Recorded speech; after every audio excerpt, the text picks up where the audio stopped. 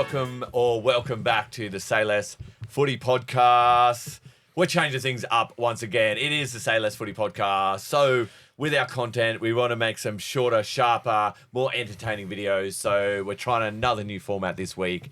We are going to do the weekend breakdown, and we're going to be dropping that on Wednesday and followed up by our weekend preview or our weekend picks on Thursday. Two quick, hopefully around half an hour episodes so you can consume more content and we can bring you some more entertaining stuff. Welcome back to the boys. Brendo and Preston, thanks for joining us once again. Yes, sir. We on again. Thanks for having us. Yes, alrighty. Basically, the weekend breakdown, we're going to go through all the games. We're going to go through our standout players, and we're going to talk about how our tips are going so far this year. Right. First segment. Let's just straight in. Just time is money. First segment. All right, what do we got? It is our standouts. Our standouts for round one. This can include the Vegas round because essentially that was round one, boys. We're going to go to you, Preston. Who would you stand out over the whole round one weekend? Well, for me, I was kind of like keeping a real close eye, obviously, on that Storm Panthers game. And the one person that stuck out to me was easily Taylor May. Like another May brother, of course. But yeah, like every time he got the ball, especially as a Storm fan, I would hold my breath. He was breaking tackles. I think he had 7 tackle breaks. He had 157 run meters, and he was creating disaster all over the field. So I think, every time he got the ball, like I think 2 times he could have scored a try and he slipped over twice. So it was like a bit of a, so I was a bit scared every time that happened. But, he's one of those players that can be dangerous. And obviously, after, the whole injury in 2023, he was out for, the whole season with the ACL injury. To see him come back just as strong as he was last year, the years before, it's good to see. It's good to see a player come back because, you see a lot of players, even in other sports, say like Derek Rose, he had that ACL injury. He was MVP. He was on top of his game. And after that ACL injury, he never became the same player. So it's really good to see someone like Taylor May come back just as strong as he was before. But that's my standout player for sure this week. He's going to be your favourite player at the minute, eh? Surely. No, it's the May brothers. It's both of them. It's Taylor and Terrell May, bro. Yeah. They're carving up, bro. I don't know. It just must be that last. On the way back.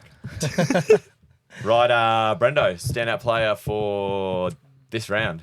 This round, Zach Lomax. Most run meters for the weekend from any player. Yeah, he was in 258 run meters. He had 8 tackle busts, 2 line breaks, scored his first try of the season as well. Mate, he looked on form. Obviously helped a big helper for the Dragons to get their win over the Titans when they played terribly. But for me, that's definitely my man to look out for. If he keeps the same stat lines throughout the year, I think he'll be a big conversation starter come Origin time. Dangerous. Awesome. Right, I think, and especially around Zach Lomax, he obviously doesn't want to play wing, so there's a little bit of rumblings about him going to Tigers or Parramatta. There's a bit out there, and then he plays his best game that we've seen him play in years. So yeah. Funny. Crazy. It looks like Flano knows best. My standout player of the round is also a Dragons player, and it is Flanagan. Flanagan at the 6 for the Dragons. I think that was one of his best games. He didn't have to. He's got Benny Hunt there to control and move the team around, and he made his sort of plays. I think he was running down the right, and he just sort of stayed to his channel and just sort of had a lot more energy. His defense was solid. His impact, he had a great impact, and is it because his father knows best to how to play him? But obviously, he's gone from like Sharks, Roosters, Bulldogs, and now Dragons, and now I think this season we're going to see the best of Flanagan. I've always been a big supporter of him, and I think he's copped a lot of unwarranted flack. But yeah, I think this is a time where he's going to develop into a great player. No, I completely agree. So what we're gonna do around that our standout player is we're gonna keep a tally all year long. And we're going to award our Say Less Footy podcast standout player of the year at the end of the season. So it'll be very interesting how we go. So every week a player will get a point. If players are going to get a repeat, then they're going to score more points. But we're going to see who ends up as our standout player of the year.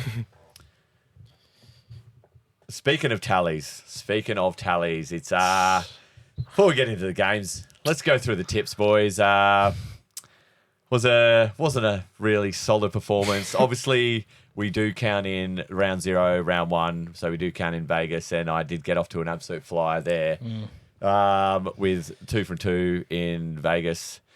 Moving on to the games just gone, we spoke about those ones last week. We all went the Knights, and we're absolutely got our pants pulled down by Raiders. Oh my god, That's ridiculous. Like, Ricky Stewart still got some tricks up those old sleeves of his, obviously, but I was shook, actually. I think you just can't write off Ricky Stewart. Like, he's just it's just a lot of old dog in that bloke. but a dog. He's a scrapper. Absolute dog. He loves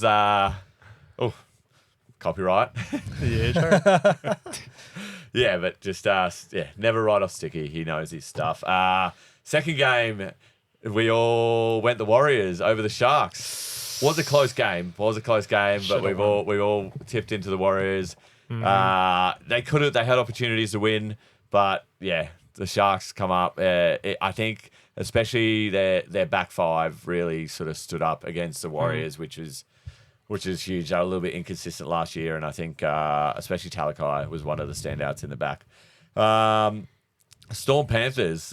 We all picked that one. Wow. The Storm, unbeaten again. What do we narrow it down to? 21 years or 22? 22, baby. 22. It is 22. The 22 fact checks. with a buy in there Yeah, in 2004. Fact check all over Google. It's going round 1 Storm 2019, and then I went all the way down to 2000. I was like, okay, so I'm right. We're good.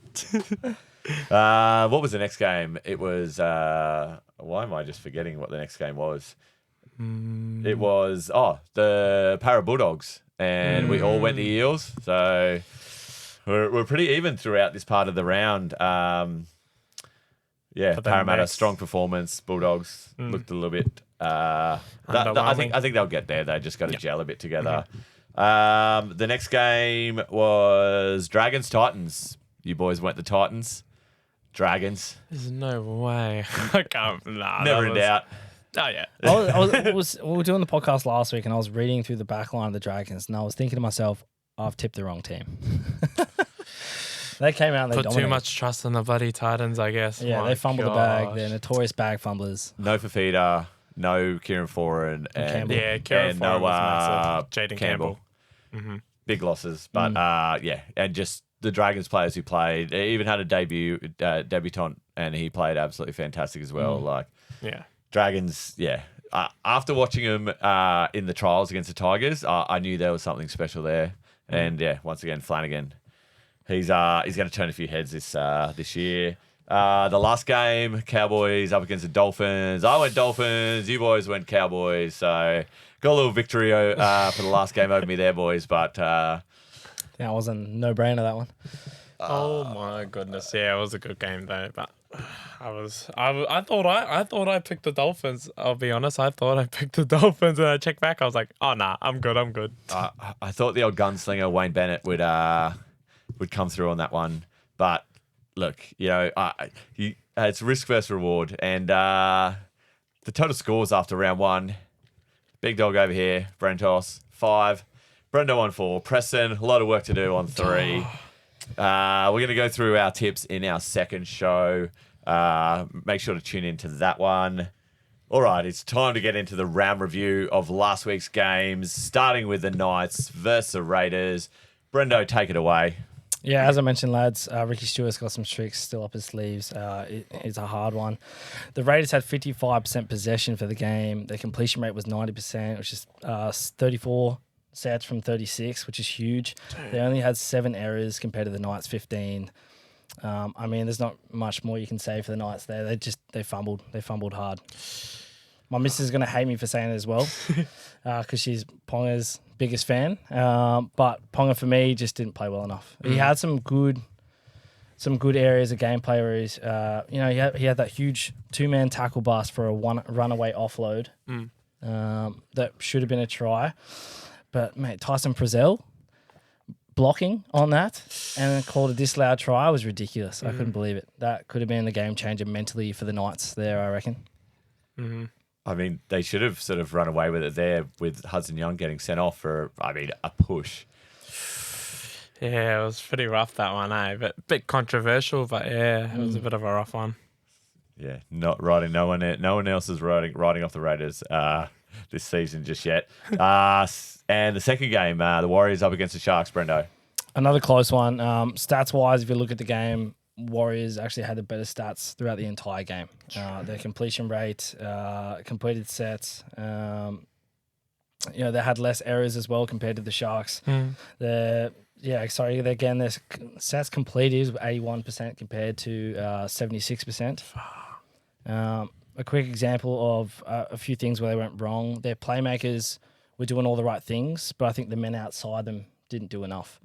Kurt Capewell was screaming for a kick through from Sean Johnson. Sean put it on a dime, kicked it. It was a fucking beautiful kick. And Kurt Capewell was too invested in the man in front of him when he should have dove for the ball. I did see that. If he dived for that ball and got hit in the air over the try line, that's automatic in my opinion. Penalty try? Penalty try. That's there we the go. one. That's the one. That would have been a penalty try in my books. Yeah, big call on that one. But I mean, if you compare it to the other penalty try from the weekend, maybe that could, from the Dolphins Cowboys, a little bit of a push. But I mean, I think a win for the Sharks, but I think the Warriors sort of showed enough of their wares, and even when some of their stars probably weren't on their 100% game. So, They look good. They did look good. And they did look good for the most part. Exactly. Right, moving on now. Preston, Storm versus Penrith. Think you're a little excited about this game. Just a little. It's a massive game. As you didn't even need to watch the game. You could see the scores and just see that it was a defensive game. Such a low-scoring affair like that is so uncommon in this day of age with the NRL. It's such attack. But seeing, especially with the attacking power the Panthers and the Storm have, and both of them staying underneath 10 points, one try for one of the teams is crazy, So, people were saying, it's kind of running off that, trying to keep that, 22-year thing going. But I just feel like it's just one of those Bellamy preseasons, that Storm preseasons, some people can't handle it. Even apparently, Jack Hayworth has been struggling a little bit with what I've seen. But it's good to see, the Storm finally coming back to what they're meant to be looking like. And it's funny when you think about it, 22 years, they haven't lost a round one since I've been alive. It's kind of funny to think about. 2001 they lost, 2002 I was born, so I'm cheering. But other than just the Storm, the Panthers looked good as well. Everyone's kind of going, out of the top 5, I still think they make third or second and maybe even first. They look good. I feel like they did miss, I think, Scott Sorensen, is it? He was out. I definitely feel like they missed his attacking pressure that he gave. But, it was a good game to watch, Like I said, it was just a pure defensive game. There was a couple of times in the last 7 minutes, it really showed, how hard the Storm have been working. My highlight was, so it was 7 minutes. They got a kick. Brian To'o got the ball. Obviously, you know how damaging he is with the ball. Ran the ball and Xavier Coates put a shot on him. And then as the set went on, they got down close to the try line. They gave it out. It was getting all the way out to the wing. And then Xavier Coates put another shot on Liam Martin. Dropped the ball, and that really showed how hard the Storm have been working on defense. And I just feel like that set right there really summed up the game for me. But I really enjoyed it. It was a really good game to watch. Yeah, that's the two probably historically the best defensive teams in the in the competition over the last few years, especially. But yeah, I heard someone talking just recently about Xavier Coates, and so when he was around the Broncos, he's always been an X factor, always had a lot of talent. But now he's maturing to that young man, and his game's going to go to another level. And yeah, Scott Sorensen, you touched on. Ivan Cleary referred to him as the cultural architect. True. And maybe losing him out of the team might have hurt more than we thought. Yeah. But yeah, on to Another one. the Parramatta Bulldogs game, Preston. Yeah, it was like I was very excited for this game. Like seeing Crichton in that doggies outfit, Taff in that doggies outfit, I was excited. And even seeing Sean Lane back was exciting as well. But like as I watched the game, defensively, the doggies were a lot better, but I think it was closer to the end of the game. Their attack got really bland. Like, I just feel like Stephen Crichton wasn't getting enough ball, like, and even Kikau, like, he didn't get much ball either. I'm not saying, like, putting them in will change everything, but the thing is, like, they're X Factor players, and it showed. Like, they gave it out that left side, kick out, broke the line, flick past Crichton, gave them points, you know what I mean? So I just think not bringing them into the game really affected the doggies. But on top of that, it all kind of reshuffled when Addo-Carr got injured. I can't believe how long he lasted. I remember seeing that Bryce Cartwright shot, and he was like this the whole game, holding his arm, like the whole first half. And I was like waiting for someone to take him off or something. And he was on there right until he got dragged out and he couldn't get up. So I was pretty like gobsmacked about that with the Bulldogs. But I feel like that reshuffle really affected them, pushed Salmon outside and that. So, but Parramatta, obviously Mitch Moses had that sore groin, But it was good to see Clint Gutherson and Dylan Brown step up. Obviously Clint Gutherson more. I think he stepped up a lot more, but it was good to see, Mitch Moses take that back seat, kind of like a coach on field. But I can't talk about that Para game without talking about Bryce Cartwright. He tore it up, man. He was unbelievable. Like I thought one of you were gonna choose him for your standout, but no one did. I was a bit gobsmacked. I don't remember his stats. I remember he had 2 tries, I think 6 offloads, and I think like 3 or 4 tackle breaks or something. But like, he looked good. He was tearing it up, It's good as a Parramatta supporter to see that. Like, you'd be excited. And especially for him, he's solidifying his spot because you've got Ryan Madison, Sean Lane, Offa Ngawi can also play at the second row, and you got him. And we already know how amazing these players are. But seeing Bryce Cartwright really solidify his spot there, massive. And it was fun to watch. It was really good to watch. Yeah, I completely agree. Yeah, such a good game. Obviously, Dylan Brown stepped up with Mitch Moses' groin. Obviously, he played on, but it was just about his kicking and stuff. And I think Brown is really on a tear to pay back the fans for last season. Cartwright, huge. I have a theory on the Bulldogs, and I think with all of the new recruits, it's going to take a little time to gel. Of course. The big question is Burton 5'8" or is he a centre? I'd say you've got Hutchison in there, being a 7, directing, sort of kicking. Bring Sexton in there. Put Burton out to centre, and I think you're going to see like Crichton can play either side. He doesn't need to play left centre. He can play right centre. But I think what Gould and the Bulldogs are doing is they're playing money ball. So what we've seen with HIAs and stuff over the last couple of seasons, they might not have a big pack like the Parramatta, but they have these players that Addo-Carr went off. You can move someone out to the wing. You've got someone else to come in and play. Utilities everywhere. Bulldogs playing the long game, and I think it's actually going to work in their benefit this year when they have enough depth to cover all positions because they can move people around. The only thing that's sort of going to hurt you there is just the connections and sort of people playing next to each other every week.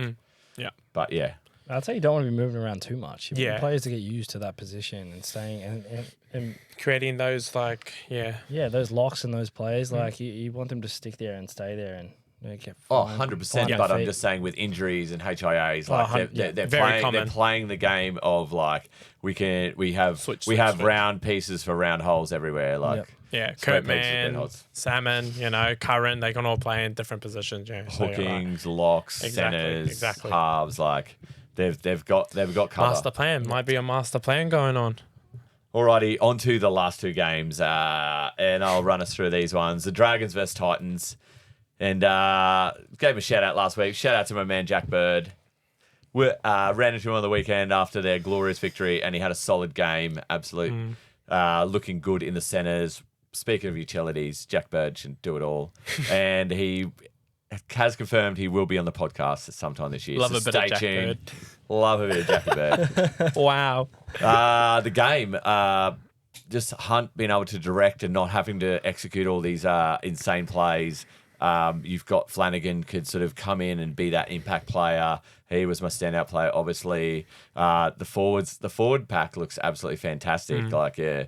Murdoch Masilla, I think, was 18th man, and he's a quality forward. Obviously, Jaden Suar. I just think the Titans have a lot of talent there, but missing the likes of Fafita, Foran, and Campbell was huge for them. They're going to be a different team when they're all playing, but like once again, it's coming down to depth. I think on a beaten side, I think Weaver did really, really well. He actually looked good, but Flanagan for the Dragons, he has a plan, and this is his first coaching gig since he got rissoled from the Sharks back in the day on the old scandal. I can't remember what it was. It was peptides or something like that. Whatever it was, Jab. this is his first. This is his first full-time coaching role, and he's a man on a mission. Absolute man on a mission. On to the last game, Cowboys Dolphins. Absolutely entertaining game.